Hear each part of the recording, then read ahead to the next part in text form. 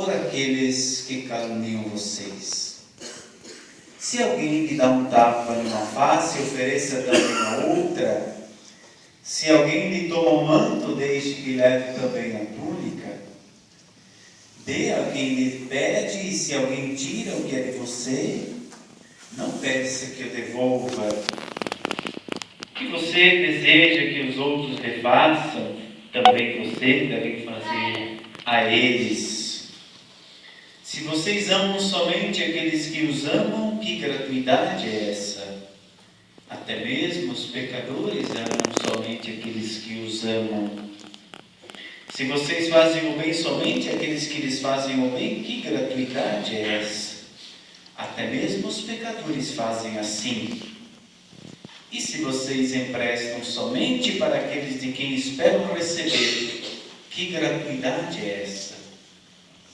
Até mesmo os pecadores emprestam aos pecadores para receber de volta a mesma quantia.